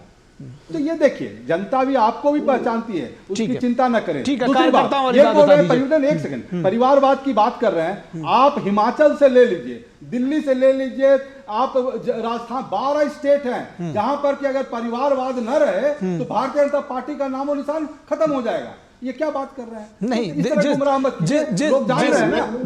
जिस परिवारवाद की बात, जिस गांधी फैमिली को गाली देते हैं, वही मेनका गांधी और वही वरुण गांधी को रखे हुए हैं ना। किस मुंह से रखे हुए हैं? जरा बताइए, किस मुंह से आप राजस्थान में वसुंधरा राजे के बेटे और उनको किस मुंह से आप? देखिए, अब ये चर्चा, ज्योति जी, ये चर्चा जब जाएगी फिर परिवारवाद पे, तो इसको अलग से फिर कर लेंगे। एंकर साहब ने जैसा बोला, हमारे लिए चैलेंज निश्चित रूप से ये बात है, जैसा विनोद जी ने भी बताया, जो सलाह उसको मैं बहुत सीरियसली भी लेता हूं और पार्टी तक पहुंचाने का भी बात हो कि हम लोगों को, आम जनता को, 140 करोड़ की जनता को ये हमें बताना होगा कि हम एक हैं और जन के मुद्दे पर, वेलफेयर पर हम कैसे ठीक है, चलिए, आपका पॉइंट आ गया, आपका पॉइंट आ गया। तो निश्चित तौर पर हम तो आपका पॉइंट आ गया। परिवारवाद पर कभी चर्चा करेंगे। ज्योति जी और शिवम जी तो आप लोगों को बुलाएंगे, और दरअसल परिवारवाद का मैं उस विषय पर नहीं जाऊंगा, लेकिन आज भी लोग कहते हैं कि बीजेपी में अगला अध्यक्ष कौन होगा, ये शायद लोग नहीं बता सकते, लेकिन तमाम पार्टियां जिनकी आपने फहरिस्त गिनाई है वहां पर लोग उंगलियों पर बता सकते हैं कि इसके बाद अगला अध्यक्ष कौन होगा। परिवारवाद की बात वो हो रही है, एक इंजीनियर का बेटा इंजीनियर हो सकता है, he has every right to do engineering. इसी तरह से पॉलिटिशियन का बेटा पॉलिटिशियन हो सकता है, लेकिन टॉप पदों पर मैं अभी उस पर जा नहीं रहा हूं। विनोद मिश्रा जी, हमारे पास समय बिल्कुल खत्म हो गया है, क्योंकि इन लोगों ने आपका समय समझ लिए ले लीजिएगा, इसलिए ले लिया, इसलिए मैं चाहूंगा आप बिल्कुल शॉर्ट में अपना कमेंट्स दें, इंडी गठबंधन के आगे के राह को कैसे देखते हैं, बहुत शॉर्ट में। नहीं निखिल, ये ज्योति जी की बात और अपना शिवम जी अपना कर रहे थे, बात सही है, दोनों अपने अपने तर्क पे आ रहे थे। मैं दूसरी बात कहना चाह रहा हूँ, और मुझे लगता है कि हमें अपना आज का जो हमारा एडिटोरियल है और हम जो आज डिस्कशन के लिए बैठे हैं, तो कम से कम उसकी भी भूमिका को चर्चा करें। इंडिया गठबंधन की ये चौथी मीटिंग है और ये कह सकते हैं कि ये इंपॉर्टेंट मीटिंग है, लेकिन उस मीटिंग में हो क्या रहा है ये बात तो कम से कम हमें समझने की ज़रूरत है, या देश की जनता, हमारे दर्शक जो हैं वो भी समझे कि इंडिया गठबंधन की मीटिंग अभी अशोका होटल में चल रही है। आप 3:30 बजे से उनका था, लेकिन जो कंसर्न बताया, आप पहले बात करते हुए हमने कहा था कि संजय राउत ने जो कंसर्न बताया था वही कंसर्न है कि आप चौथी बार मीटिंग करने के लिए आए हैं, लेकिन आप मीटिंग करते के बाद लोगों के बीच में क्या लेके जा रहे हैं, ये पहला सवाल। दूसरा सवाल कि आज जब मीटिंग में, आपके मीटिंग से पहले एक मीटिंग होती है, राहुल गांधी की, उद्धव ठाकरे की मीटिंग होती है, अरविंद केजरीवाल की, स्टालिन की और बाकी साथ ममता बनर्जी की मीटिंग होती है। तो ये मीटिंग के अंदर जो मीटिंग है, ये मीटिंग जनता में वो कॉन्फिडेंस नहीं बनने देगी कि जब तक कि आप एक फ्लोर पे आके इस बात को ये डिस्कस नहीं करेंगे कि हम सारे पार्टियां अपने अपने ईगो को छोड़ के एक नेशनल एजेंडे के साथ में आगे बढ़ रहे हैं। हाँ। और अगर ऐसा करते हुए आप दिख नहीं रहे हैं, जो आज का भी सीन था, उद्धव ठाकरे की चिंता ये है कि वो पूछ रहे हैं कि शरद पवार कहाँ हैं, वो बीजेपी में है या फिर वो कांग्रेस के साथ में इंडिया गठबंधन में है, क्योंकि उनको चिंता है कि वो कभी कहते हैं कि अजित पवार मेरा भतीजा है, हम उसके साथ हैं, कभी वो कहते हैं कि नहीं ये सारे मेले हमारे साथ हैं। तो ये इतना कंफ्यूजन है इंडिया गठबंधन में कि लोगों को भरोसा करना अभी थोड़ा सा दिक्कत हो रही है। ठीक है, निश्चित तौर पर, और ये भरोसा जताने की एक बड़ी चुनौती होगी इंडी गठबंधन के ऊपर। बहुत शुक्रिया शिवम छाबड़ा जी आपका, ज्योति कुमार सिंह जी आपका और विनोद मिश्रा जी आपका हमारे साथ जुड़ने के लिए। और यहाँ रुकेंगे एक छोटे से ब्रेक के लिए। ब्रेक के बाद जब वापस लौटेंगे तो बात करेंगे केरल की सियासत की। मोदी सरकार की गारंटी, सबका अपने पक्के घर का सपना होगा पूरा। 4 करोड़ पक्के घरों का निर्माण, हमारा संकल्प विकसित Bharat. Sir, berry pulao try करो, मस्त है। कैसा है? अरे उसको काहे को घूरता है? टिप्स इग्नोर करने का, अपना दिमाग लगाकर ऑर्डर देने का। मार्केट का स्टॉक टिप्स बहुत लोग देता है, डेंजरस हो सकता है। कंपनी और रिस्क पूरा समझने का, फिर इन्वेस्ट करने का। सोच कर समझ कर इन्वेस्ट कर। दुनिया की सबसे तेज रफ्तार और 5वीं सबसे बड़ी अर्थव्यवस्था, विश्व स्तर के बुनियादी ढांचे, भारत की फिनटेक क्रांति की कहानी मेक इन इंडिया और स्टार्टअप इंडिया की सफलता की। आर्थिक जगत की सुर्खियां, आम आदमी के लिए क्या है मायने, शेयर बाजार और दूसरे फाइनेंशियल मार्केट्स के तमाम अपडेट्स, कारोबार जगत की बड़ी खबरों का सटीक और सरल विश्लेषण। देखिए इकोनॉमी टुडे सोमवार से शुक्रवार सुबह 9:30 बजे सिर्फ डीडी न्यूज पर। ब्रेक के बाद एक बार फिर आप सभी का स्वागत है। और राज्यपाल के खिलाफ एसएफआई की गुंडागर्दी, ये देखी जा सकती है केरल में, और उसी की सियासत की बात करेंगे कि किस तरह से राज्यपाल के खिलाफ जो राज्य सरकार है और उनके जो संगठन है पार्टी के, उन्होंने किस तरह से मोर्चा खोल रखा है। पिछले हफ्ते से केरल के राज्यपाल आरिफ मोहम्मद खान को राज्य सरकार द्वारा प्रायोजित विरोध का सामना सड़कों पर करना पड़ रहा है। तो अब राज्यपाल का विरोध सड़कों पर हो रहा है। ये एक अभूतपूर्व घटना है। कल रात उनके राजभवन पहुंचने से पहले एसएफआई और डीवाईएफआई वाम दलों के छात्र संगठनों ने गवर्नर के खिलाफ पोस्टरबाजी की। राजभवन पहुंचने पर एसएफआई ने उनके सामने काले झंडे लहराए और पुलिस तमाशबीन बनी रही। गवर्नर गो बैक के नारे लगाकर महामहिम का स्वागत किया गया। राज्य के विश्वविद्यालयों के कुलपति के रूप में लिए गए उनके फैसलों के विरोध में ऐसे प्रदर्शन को लोकतांत्रिक प्रक्रिया में उचित नहीं ठहराया जा सकता, लेकिन राज्य सरकार खामोश है। राज्यपाल आरिफ मोहम्मद खान ने विश्वविद्यालय और सड़कों पर लगे आपत्तिजनक पोस्टरों पर पुलिस अधिकारियों से पूछा, क्या उनके सीएम यहां आते तो ऐसे ही पोस्टर लगे होते। उपकुलपति की नियुक्ति में केरल सरकार अपने कैडर को देखना चाहती है, जबकि राज्यपाल विश्वविद्यालयों की राजनीति से अलग रखना चाहते हैं। और इस पूरे विषय पर बातचीत करने के लिए हमारे साथ इस वक्त बीजेपी के वरिष्ठ नेता और केरल के प्रभारी प्रकाश जावड़ेकर जी जुड़े हुए हैं। हमारे साथ हमारे संवाददाता ऋषि कुमार भी जुड़े हुए हैं। प्रकाश जावड़ेकर जी, सबसे पहले आपके पास आते हैं। ये एक इसको क्या कहा जाए कि ये नए किस्म की राजनीति है, या जिसमें मिनिमम कर्टसी भी जो है वो राज्यपाल जैसे संविधान के शीर्ष जो पद हैं, जिनके लिए एक सम्मान और प्रोटोकॉल एक अलग सा रहता था, उसको भी धता बता दिया गया। सड़कों पर इस किस्म की राजनीति हो रही है।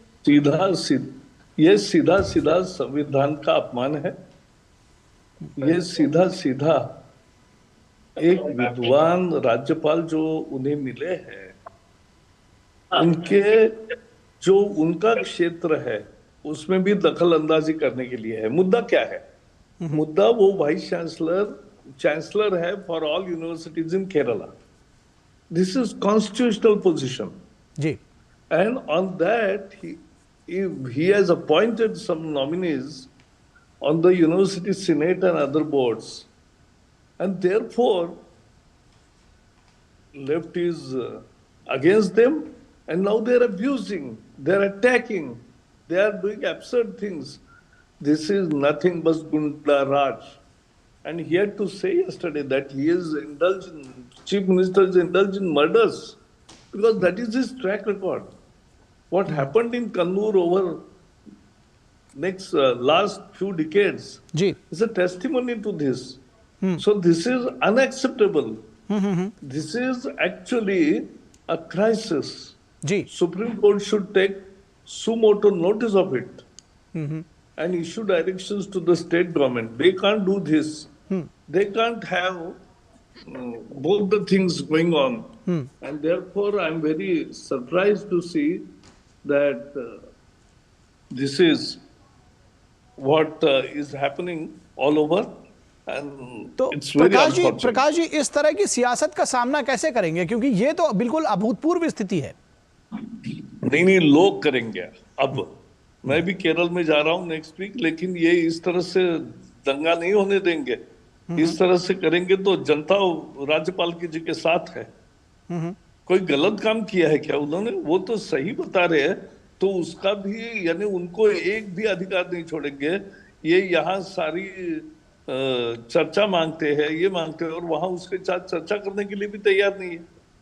अच्छा, आपको लगता है कि इस तरह के जो मुद्दे हैं उनका कोई एमिकेबल हल, यानी आपस में मिल बैठ करके, या किसी चीज पर अगर विरोध है तो क्या इस तरह से संभव है? क्योंकि ये आए दिन इस तरह से देखने में मिलता है। जी, बिल्कुल संभव है। हर जगह ऐसा कुछ भी मुद्दा आता है तो राज्यपाल महोदय के साथ चर्चा करके बात को सुलझा लेता है, सरकार मान लेती है। लेकिन यहाँ एक ऐसी सरकार बैठी है कि जिनको बीजेपी, आरएसएस आइडियोलॉजी, संघ या कुछ भी मंजूर ही नहीं है। ये कम्युनिस्ट है, इनको एक उनके पार्टी के बिना कुछ भी मंजूर नहीं है, यही भाव है। और ये हिंसा की राजनीति है, ये बहुत निंदनीय राजनीति है, और ये यानी संविधान का अपमान है। मैंने जैसे कहा कि संविधान पर आक्रमण है। संविधान ने जो राज्यपाल पद का निर्माण किया, कोई मंशा रखकर किया, उसी का सरासर अपमान हो रहा है और उसी पे आक्रमण हो रहा है। और इसीलिए मुझे लगता है जो भी लोकतंत्रवादी लोग हैं, उन सबको इकट्ठा कर राज्यपाल के पक्ष में बोलना चाहिए। जी, प्रकाश जी, एक चीज और आपने देखा होगा कि अक्सर ये जो यूनिवर्सिटीज में अपॉइंटमेंट है, इनको लेकर के ये सारी स्थितियां सामने आती है। अब जो सीपीएम के लोग हैं वहां पर, वो कह रहे हैं कि हमारे लोगों को अपॉइंट नहीं किया जा रहा है और वहां पर भगवाकरण किया जा रहा है यूनिवर्सिटीज का। कितना दम है इस मामले में? और आपको लगता है कि बिल्कुल झूठ है। राज्यपाल के हाथ में वैसे भी जहां विधान परिषद है वहां 12 सदस्य नियुक्त करने का अधिकार होता है जी, लेकिन वो एक मिनिस्क्यूल नंबर होता है। वो समाज के सभी ठीक तरह लोग आए ये देखने के लिए है। तो ये भी जो प्रतिनिधित्व है सीनेट 100-150 लोगों की होती है, उसमें राज्यपाल के अगर 10-12 लोग आते हैं तो उससे क्या फर्क पड़ता है। लेकिन ये एक भी व्यक्ति उनके मर्जी के बिना आने नहीं देना चाहते। ये इनकी अलोकतांत्रिक पद्धति है, यही उनकी तानाशाही है। तो बीजेपी और वो इसके खिलाफ लड़ती तानाशाही रहेगी? ऐसी चलाना चाहते। जी जी, बीजेपी लड़ेगी कैसे इसके खिलाफ? लड़ेगी बिल्कुल, क्योंकि हम सच्चाई के साथ रहेंगे, लोगों को जागरूक करेंगे और जनमत का वजन पूरा राज्यपाल के पक्ष में रहेगा। और मीडिया को भी मैं आह्वान करता हूं कि उन्होंने भी इसमें बढ़ चढ़ कर हिस्सा लेके राज्यपाल के पक्ष में बोलना चाहिए, क्योंकि वो उनका संवैधानिक अधिकार है।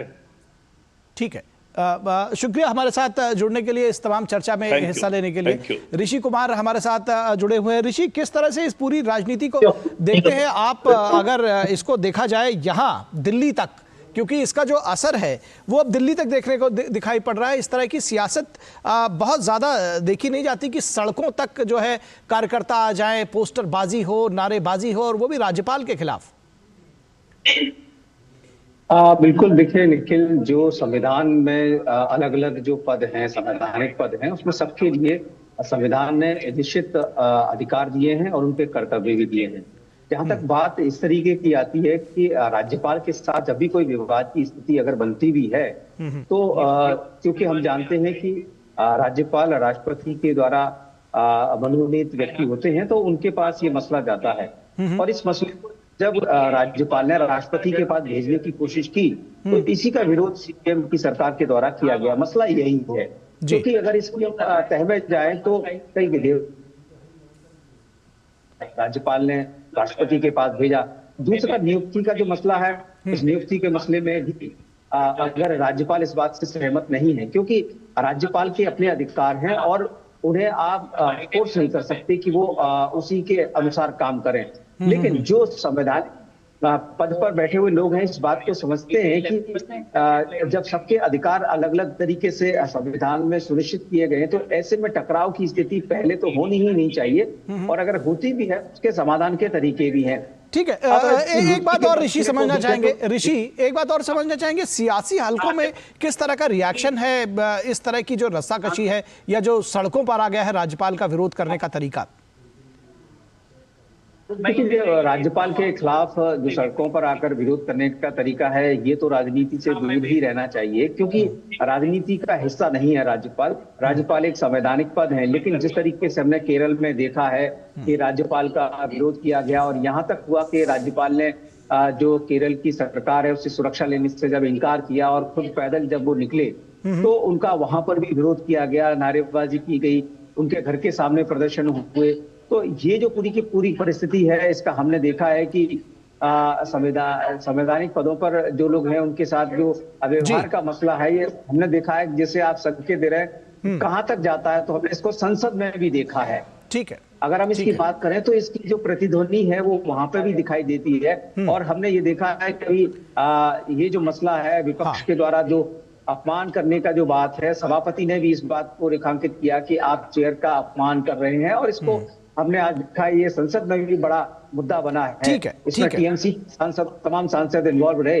तो कुल मिलाकर ये जो टकराव की स्थिति है ये लोकतांत्रिक पहलू के हिसाब से उचित नहीं है। निश्चित तौर पर लोकतंत्र के लिए अच्छा नहीं है। और आपने कहा कि संसद में इसको लेकर के जो घमासान देखने को मिला है, जो ये मुद्दा उठा है, इस पर भी हम आगे बात करेंगे। फिलहाल बहुत शुक्रिया इस तमाम बातचीत के लिए ऋषि कुमार। और बात करेंगे संसद में घमासान की। कई सांसद आज फिर निलंबित कर दिए गए और उनकी संख्या एक अच्छी खासी हो गई है। और संसद में सुरक्षा को लेकर, संसद की सुरक्षा में हुई चूक मामले में कार्रवाई के बावजूद विपक्ष लगातार संसद की कार्यवाही को बाधित कर रहा है। और ये जब से ये मामला सामने आया है उसके बाद से ये देखा जा सकता है। और आज भी सदन की कार्यवाही शुरू होते ही विपक्ष ने हंगामा करना शुरू कर दिया, जिसके चलते आज भी 40 से ज़्यादा सांसदों को निलंबित कर दिया गया। 40 से ज़्यादा सांसद आज निलंबित कर दिए गए। इससे पहले भी सदन में हंगामा करने के चलते राज्यसभा और लोकसभा के कई सांसद निलंबित हो चुके हैं, जिनकी संख्या कहा जा रहा है कि रिकॉर्ड संख्या है, क्योंकि जो लोग हंगामा कर रहे थे उनकी संख्या काफ़ी थी। संसद के दोनों सदनों में कई महत्वपूर्ण बिलों पर चर्चा व पारित कराने के लिए पेश किए जाने हैं, लेकिन विपक्ष के हंगामे के चलते कार्यवाही लगातार बाधित हो रही है। सत्ता पक्ष का आरोप है कि भ्रष्टाचार जैसे असल मुद्दों से ध्यान भटकाने के लिए विपक्ष संसद की सुरक्षा को मुद्दा बनाकर अड़ा हुआ है। तो धीरज साहू जैसे जो मुद्दे थे उनसे ध्यान हटाएगा विपक्ष, ये कहना है सत्ता पक्ष का। विपक्ष संसद की सुरक्षा को लेकर गृह मंत्री के बयान पर अड़ा है, जबकि सरकार और लोकसभा अध्यक्ष साफ कर चुके हैं कि संसद की सुरक्षा की जिम्मेदारी लोकसभा के सेक्रेटेरिएट की होती है। संसद सुरक्षा चूक मामले में पुलिस और खुफिया एजेंसी बहुत ही गंभीरता से जांच कर रही हैं। अलग अलग टीमों का गठन कर घटना की तह तक पहुंचने की कोशिश की जा रही है। अभी तक इस घटना को लेकर 9 लोगों को गिरफ्तार किया जा चुका है। हर आरोपी की छानबीन के लिए अलग से टीमें तैयार की गई हैं। दिल्ली पुलिस की 50 से ज्यादा टीमें लगी हुई हैं। पुलिस जिन 6 राज्यों में छानबीन कर रही है उनमें राजस्थान, हरियाणा, कर्नाटक, उत्तर प्रदेश, पश्चिम बंगाल और महाराष्ट्र शामिल हैं। और इस कड़ी में दिल्ली पुलिस की विशेष टीम कोलकाता पहुंची और मामले के कथित मास्टरमाइंड ललित झा से जुड़े विभिन्न स्थानों का दौरा किया। और ललित झा के क्राइम रिकॉर्ड खंगाल रही है पुलिस, तो वहीं बीजेपी ने कई तस्वीरें जारी कर ललित मोहन झा को टीएमसी का वरिष्ठ कार्यकर्ता बताया।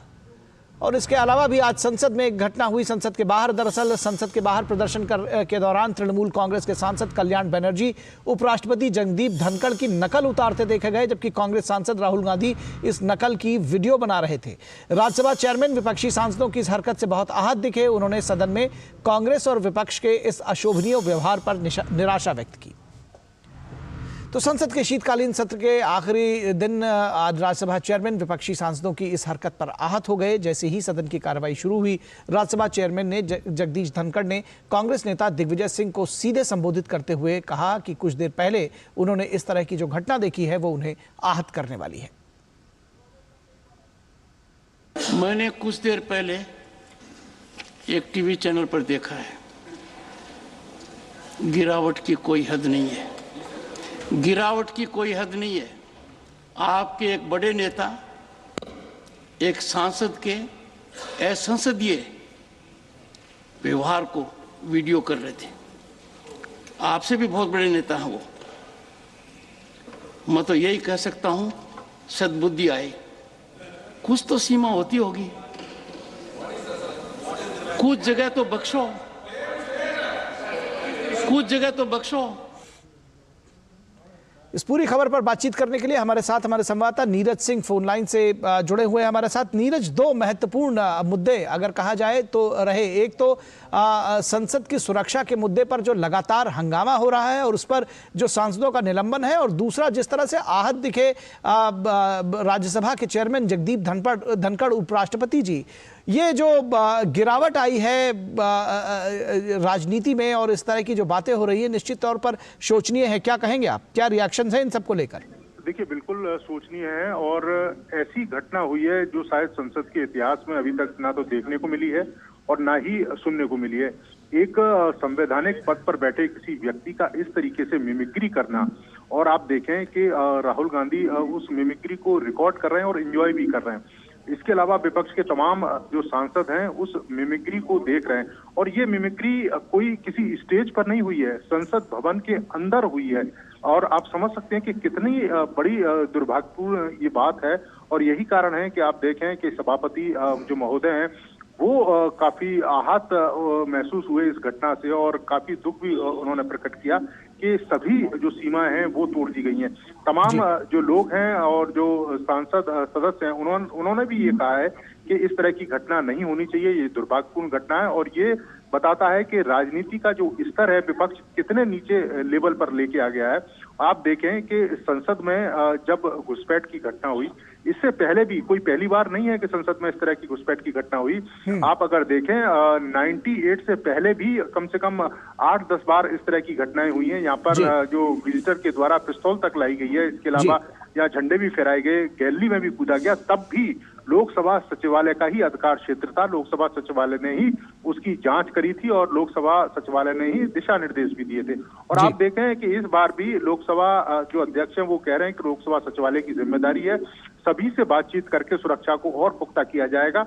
लेकिन बार बार गृह मंत्री के जो बयान है उस पर अड़ना, ये बताता है कि विपक्ष सच में इस मामले को राजनीति के तहत उलझाना चाहता है और तमाम देश के दूसरे मुद्दे हैं उन पर ध्यान नहीं देना चाहता। आप देखें कि जो करप्शन के जो मुद्दे हैं वो किस तरीके से कांग्रेस के जो सांसद हैं उनके यहाँ करप्शन के इतने सारे जो पैसे हैं वो मिले हैं, लेकिन उस पर बात नहीं हो रही और इस पूरे मुद्दे को राजनीति के तहत घुमाया जा रहा है। जी, निश्चित तौर पर इस पूरे मुद्दे पर राजनीति की जा रही है और बार बार सत्ता पक्ष कह रहा है, सरकार कह रही है कि भ्रष्टाचार जैसे, धीरज साहू जैसे मुद्दों से बचने के लिए इस तरह के मुद्दे उठाए जा रहे हैं ताकि किसी भी तरह से इन मुद्दों से हटा जा सके, बचा जा सके और जो जनता का ध्यान जो है वो हटाया जा सके। फिलहाल इस वक्त में बस इतना ही। हमारी पूरी टीम को दीजिए इजाजत। नमस्कार।